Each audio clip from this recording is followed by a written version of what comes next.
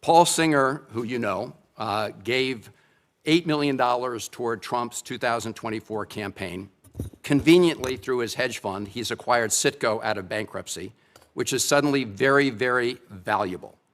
Did you or President Trump have any communications with Paul Singer about Venezuelan oil in the months leading up to the military action in Venezuela? I can tell you I did not, and I would be very surprised what the president did in that regard. And in fact, that Singer position that you've outlined, which is not just him but other creditors, was actually was blocked. We don't want to see. It's one of the reasons why we had to do this account in a third country in the interim, is because we don't want it to be something that's picked apart by creditors. Stay with me. You are about to watch that. A sitting U.S. senator just stood up in front of the Secretary of State and spewed every unhinged conspiracy theory the left has cooked up, with zero evidence, zero proof, and zero shame. Van Hollen threw everything at the wall: oil executives, Paul Singer, the UAE, Qatar, golf courses, and Rubio swatted every single one down without breaking a sweat. This is what Democrat desperation looks like in real time. They have nothing. No policy wins, no ideas, just smears. If you're tired of watching the left lie to your face, smash that like button, subscribe right now, and stay to the end, because I'm about to break down exactly why Rubio just destroyed this whole charade piece by piece. Thank you, Mr. Chairman. Mr. Secretary, I want to discuss corruption in the White House and its intersection with our foreign policy.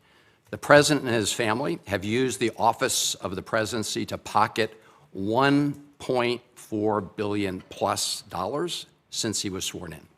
A New York Times analysis entitled "Trump's Plundering of America" indicates that some of that is a result of the president selling corruption here at home, but much of it relates to the president selling out U.S. interests overseas to make a killing for his family, including giving away sensitive U.S. semiconductor and AI technologies to the UAE, while the UAE pumped $2 billion into one of the Trump family ventures.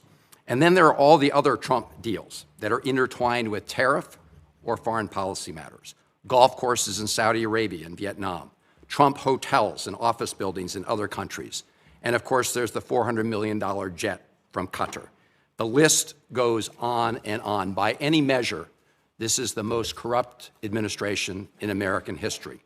We also see the president wielding U.S. power overseas in a way that advances the interests of his billionaire buddies at the expense of American interests. It was Ron Lauder, who has business ventures in Greenland, who reportedly first put the idea of grabbing Greenland into President Trump's mind.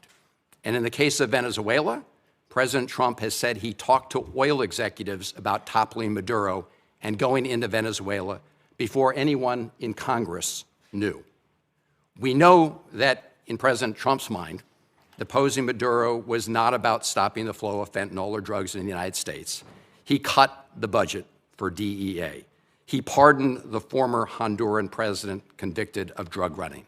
And the new president, Delcy Rodriguez, has herself been long suspected by DEA of being involved in drug smuggling. She's also a longtime hardened communist leader, so this operation certainly was not about bringing more freedom and democracy to Venezuela. In fact, the president told us what it was all about at his big press conference after seizing Maduro. The president said it was about oil, oil, oil. He used the word oil 19 times, never mentioned democracy or freedom or human rights. And so the pattern of corruption is clear. Now, President Trump has said publicly that he had communications with folks from the oil industry about going into Venezuela before anyone here in Congress was notified.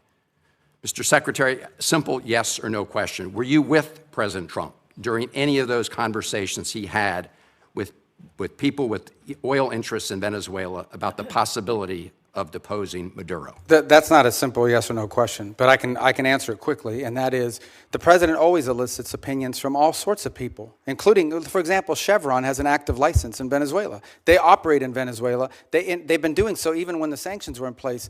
So of course you would ask Chevron, what is your opinion of Delcy Rodriguez? What are your opinion of their economy and of their prospect? But the notion that somehow the president authorized this challenge at the urging of oil executives is absurd. That never happened. Mr. Secretary, I'm asking whether you were with the president. That never happened. I couldn't be with him because it never happened. The oil executives were not involved whatsoever in any of the planning on this matter.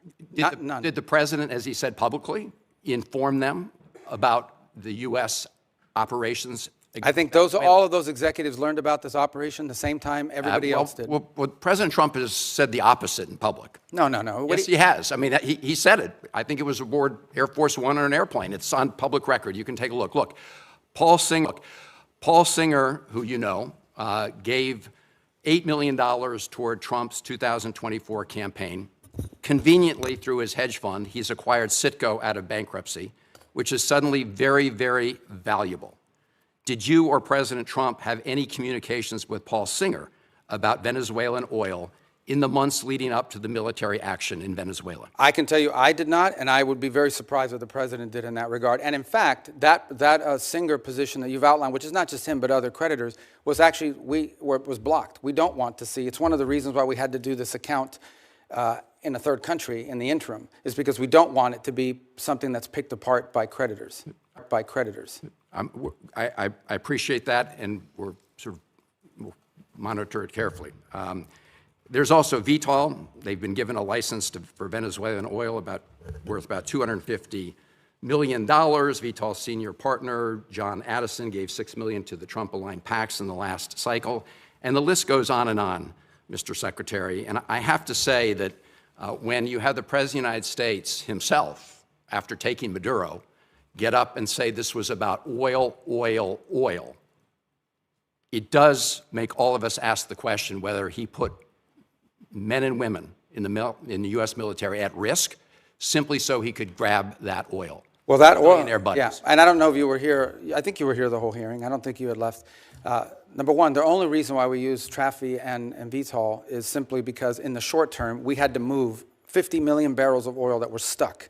And Venezuela needed to turn that into cash so that they wouldn't have systemic collapse. And the fastest way to do it in the short term is for the traders to do it, because that's in the business that they're in. That is not the permanent structure. The permanent structure we want to see is a normal oil industry where it's sold directly. You know, companies have licenses down there, they have an arrangement to pay royalties, and they move the oil directly to their refineries or sell it in the global market, not through middlemen. Yeah. The only reason why they were used in this instance is because we had an acute short-term problem, which is how do we provide funding from their own revenue, not ours, to keep their government afloat. So in essence, we allowed Venezuela to use their own oil to generate revenue to pay teachers and firefighters and police officers and keep the function of government operating so we didn't have systemic collapse. But that system with those traders, that is not the long-term plan here at all. My only point, Mr. Secretary, is those folks who gave a lot of money to the Trump campaign have done very well as a result of what's happened. Marco Rubio just gave a masterclass in staying calm while someone throws mud at the entire U.S. government. Van Hollen walked in with a laundry list of innuendo dressed up as questions, and Rubio answered every single one with facts, logic, and clarity. The Chevron explanation alone torched the whole oil executives ran foreign policy narrative. Of course you consult a company that's actively operating in Venezuela. That's called governing intelligently, not corruption. And let's be real about what Van Hollen was actually doing. He wasn't conducting oversight. He was reading a hit piece out loud. The New York Times, Paul Singer, golf courses, a Qatar jet, this is a conspiracy board with red string connecting nothing to nothing. When Rubio said that never happened, he didn't hedge, he didn't squirm, he flat out called it false. Because it is. The Venezuela operation kept a country from systemic collapse using their own oil revenue, not American taxpayer money. Rubio explained it plainly. Democrats either can't understand it or don't want to, because the truth doesn't fit their Trump is corrupt bumper sticker. Van Hollen's closing line, that donors did very well, is not evidence of corruption. That's envy masquerading as accountability. Rubio was right, the mission was sound, and the left has nothing.